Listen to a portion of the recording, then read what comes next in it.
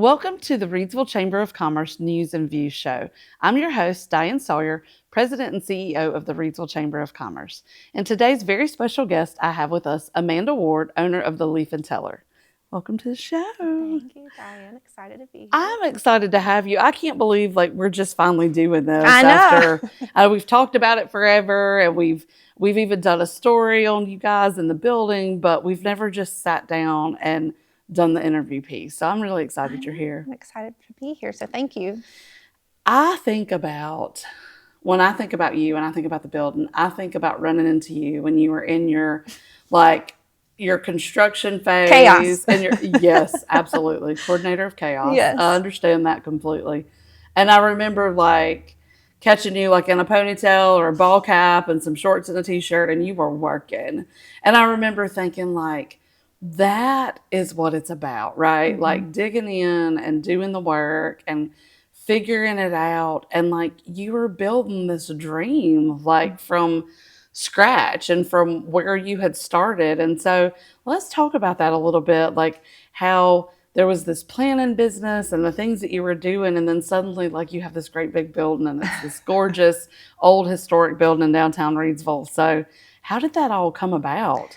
Well, 11 years ago in 2014, a friend and I, we were both full-time teachers, and we came up with this idea. We both loved event planning. We said, let's kind of dive into this a little bit. So we opened the company. It was called A Touch of Southern Events, kind of playing on, hey, we're here in the South.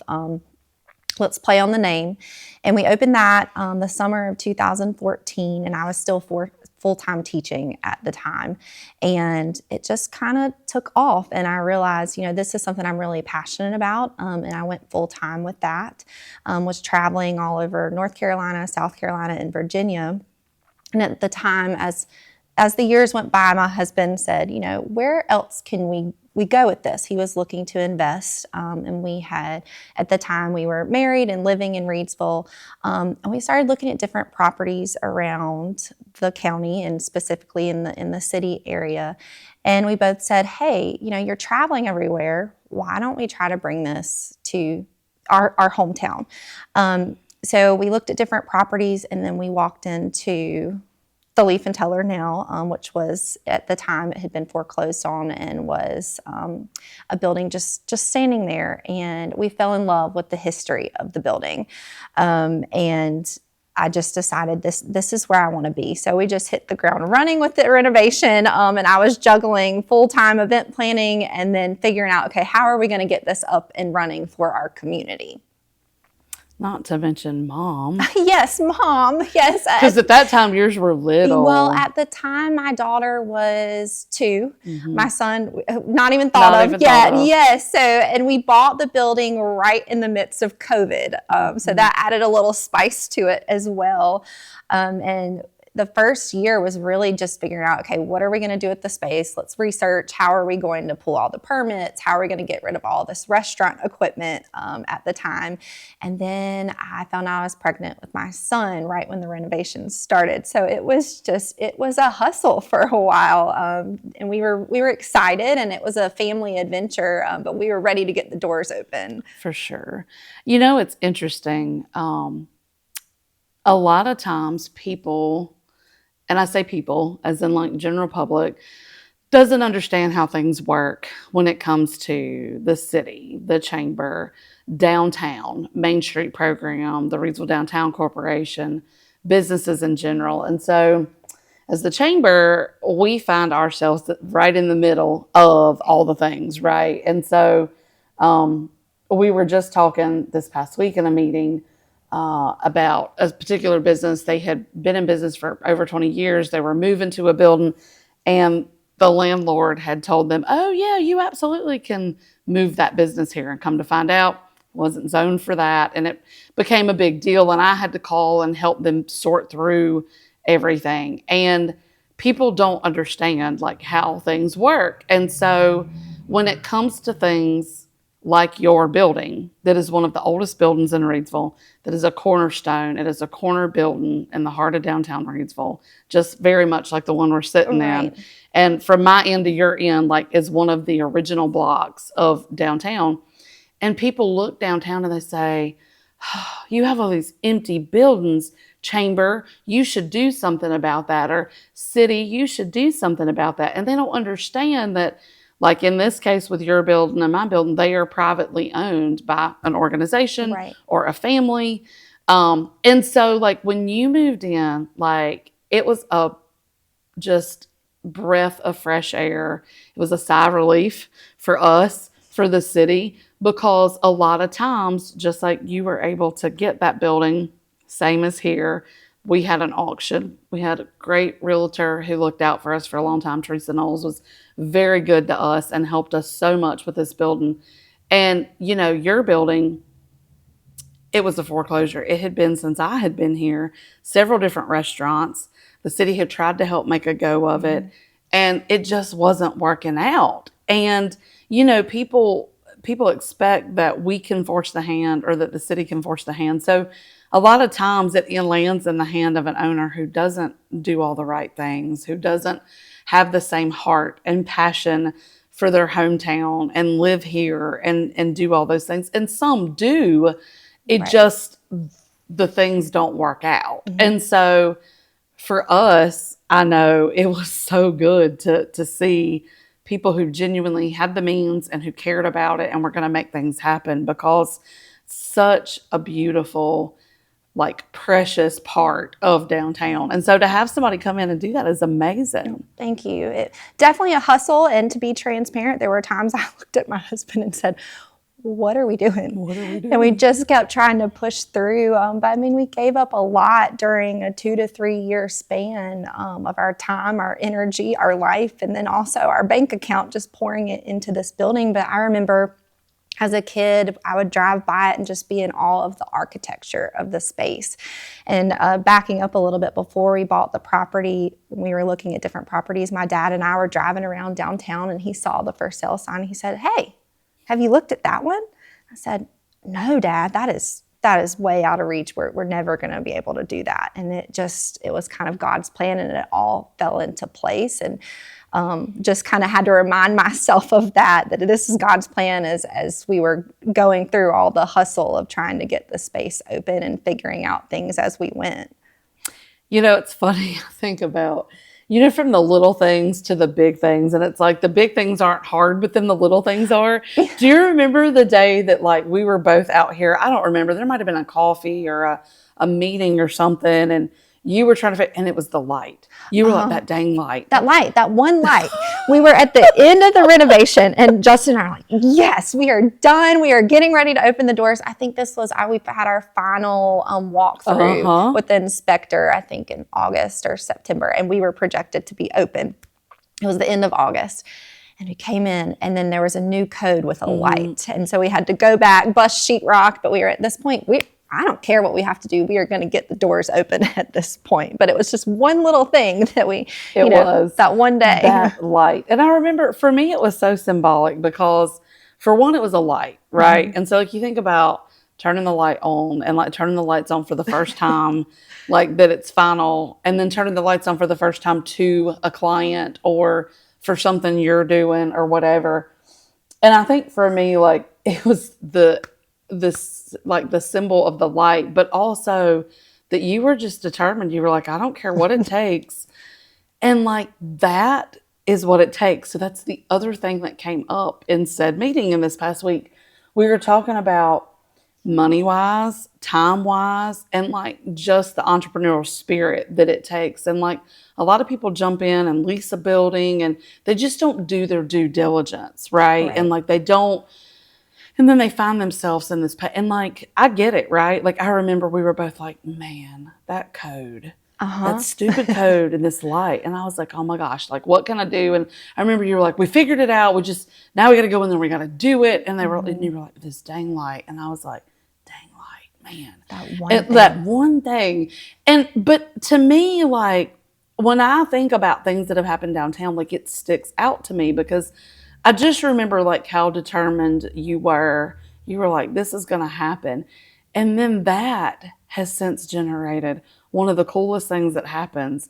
with your development of your event and the market. Like, tell us about that, because that is so cool. Yeah, so I have to think a lot of that going towards Melissa. She owns Simply Oak Boutique in Elon. And before we even got the doors open, I said, Melissa, I really want to drive people to downtown, and I want to support small business, not just have events. That's wonderful, but I also want to do community events. I don't want it just to be private events for private rentals. And we started talking, and she had been in the industry with the boutique, and she was going around to different markets around the state in Virginia. And she said, okay, I'll help you with this. So we started thinking about it. We really wanted it to pay homage again to downtown. So we started thinking, okay, the address is 100 South Scale Street. So we perfect. want it here at this location in Reidsville, and we came up with 100 South Market. At the time, the venue was still being finished, so we met at a Starbucks in Greensboro to meet and figure out how we were going to do this. But it is a market for small businesses, artisans, creatives, any kind of item that they can sell to the community. And we have an application process that they apply, and we look through it, and we make sure we don't have any two vendors that are exactly the same. We want them to be able to stand out and really showcase what they're bringing to the table and to the community.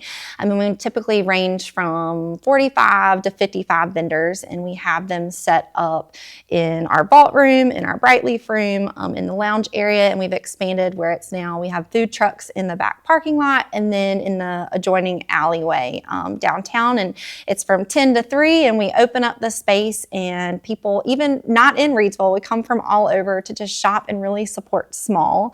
And it's a hustle to put on this big event. There's a lot to it that people don't realize, and it takes months and months of planning. And as soon as we finish one of them, we're starting to plan for the other and really try to find great vendors for the event. But we try to do it in the fall and in the spring, and the spring is the larger one. And we start promoting a few months before and try to get people from all over to come to downtown Reidsville and support these small businesses in the area. Well, it is on a Saturday. And so, one of the things for me, I'm in the throes of all the things and traveling and softball. And so I had the opportunity. We were on an off Saturday, and it was early enough. I know I got to come, and I was so excited. But what I think I was most impressed too, not just the event, and it's just such a classy, like, well done, well organized, well marketed. I love the name, so perfect.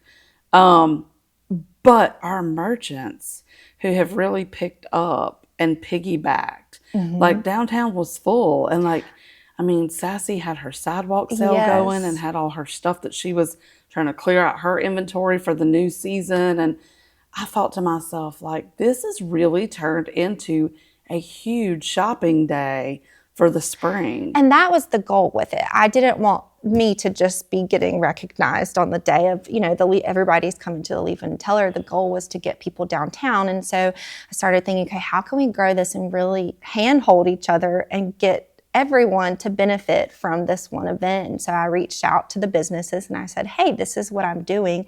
Would you like to join? And so now what we're doing is printing a flyer that we hand out to the shoppers as they come in to say, okay, you've shopped here. Now go visit these businesses downtown. And so most of the people that come, they'll come in, they'll use their ticket for our event, and then they'll go and visit the other businesses in the area. So it's been really cool to see it grow and expand, but also to be able to support other businesses in the area in that way. Yeah, I had a haul that day. Like, I don't normally get to go to Turtle Creek, but I got my fresh Saturday cinnamon rolls. I had some Boardwalk Baker items. I had gone to Sassy's. I had hopped across the street. I think to Wonderfully Made. Like, there were all these things that were happening, and I ran out of time, and I was like, I need this on my calendar, and I just need to figure it out. But also, I feel like the fall one is going to continue to grow because that's, for the people like me, I Christmas shop all year. Like, when there are deals and there are things, I pick up little things. But that's really, I feel like October, November, like, you really start thinking about, okay, I've got to do this. And I feel like that could become such a huge event for everybody. Right.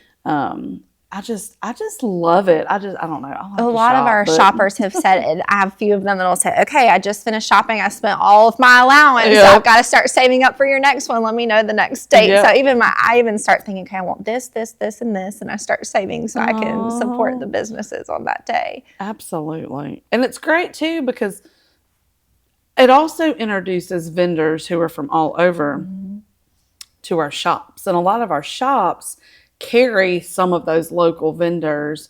And so it kind of creates this, oh, well, you know, we can have the goat milk soap all year long if you come into Right. whoever's shop. And so it's kind of cool because that unique gifts are so important, I think.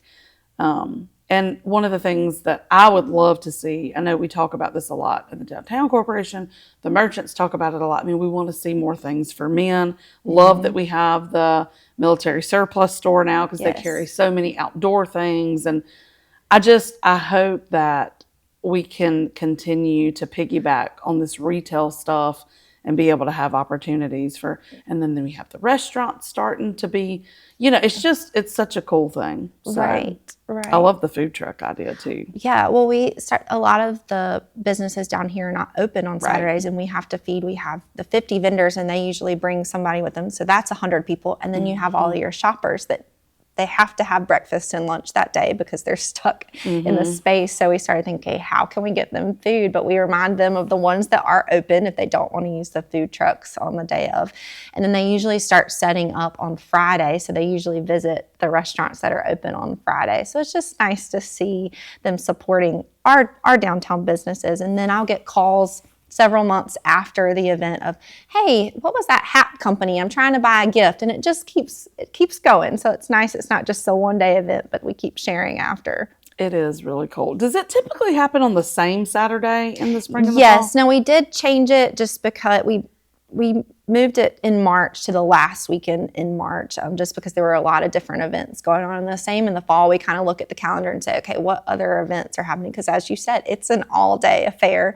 So we try to pick a Saturday where not too much is happening and people can come and attend. Yeah. And obviously, like in the fall, we have the festival. Right. So which this year is very exciting that it is kind of expanding and going back to more of a street festival. So the city has a ton of stuff planned for that. So that is very exciting and it's going to stretch, I think, throughout all of the blocks. Right. So, I was reading that it's coming down to our end as well. Is. Yes. It is. Yeah. So it's very exciting on that.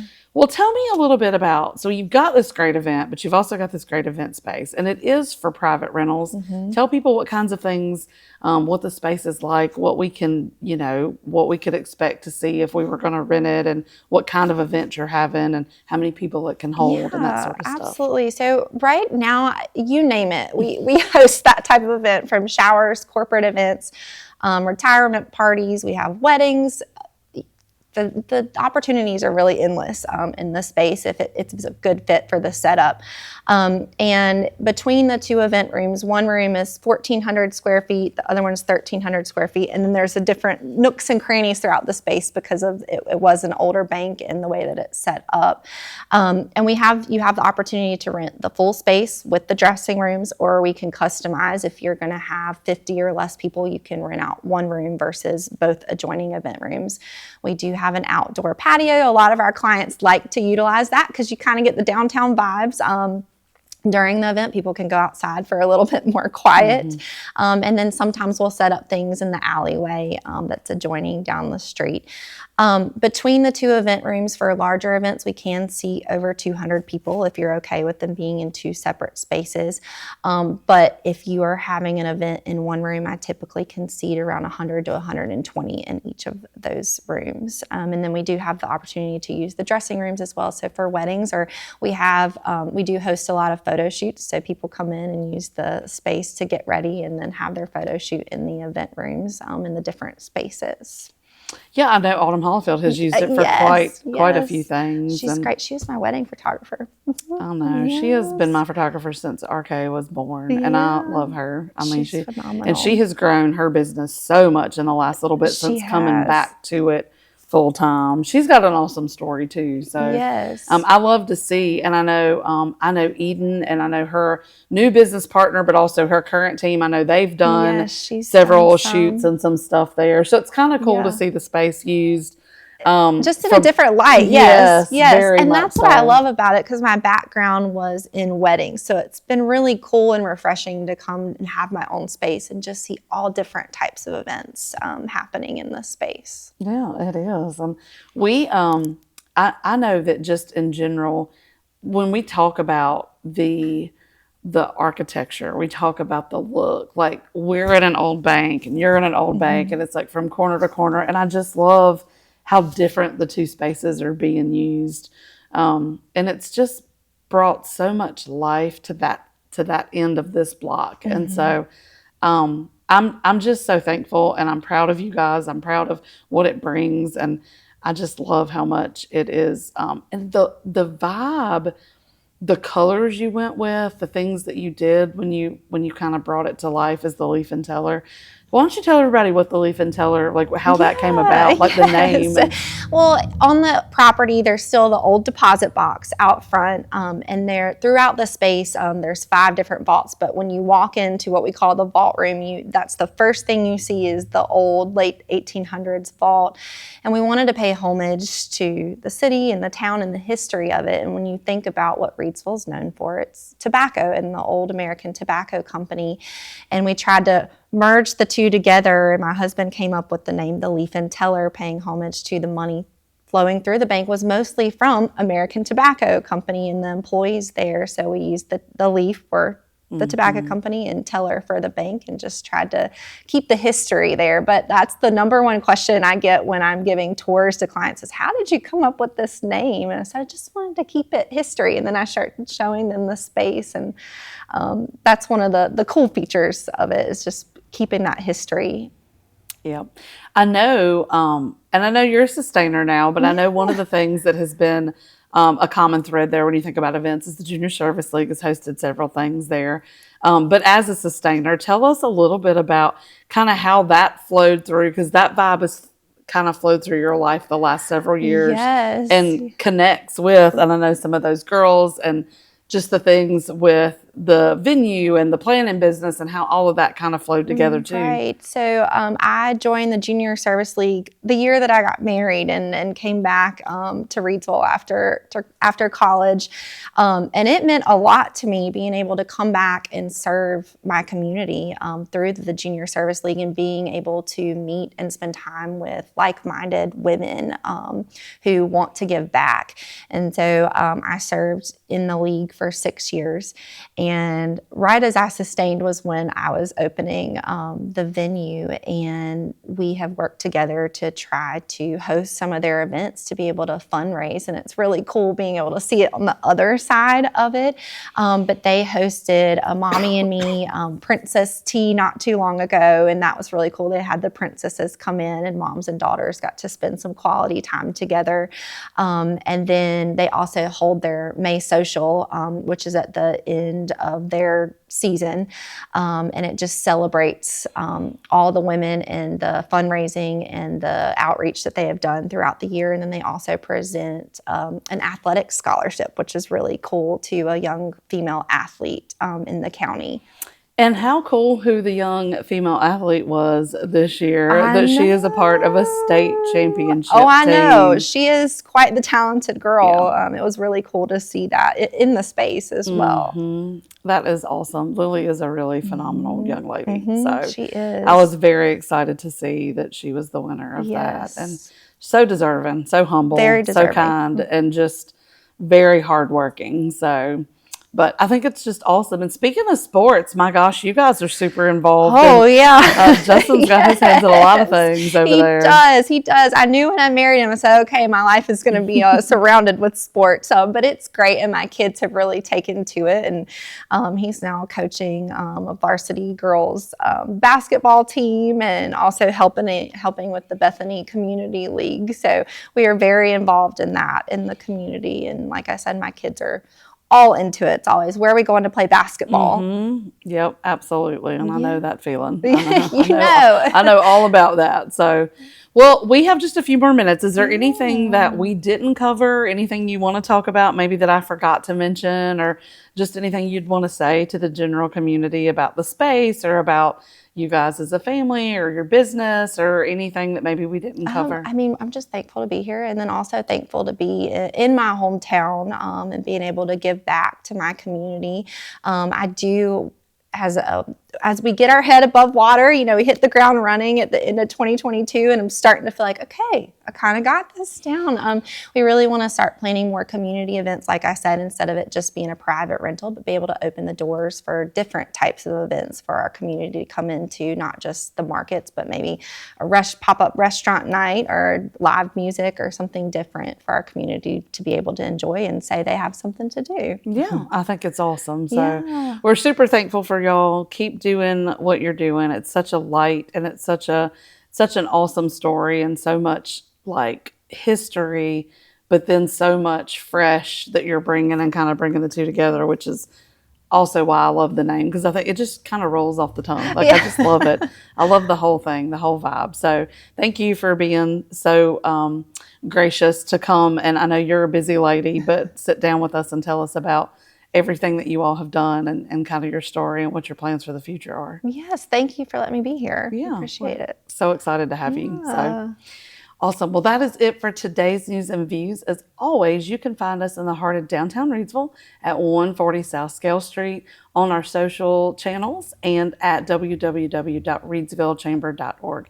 Thanks. Stay tuned, and we'll see you soon.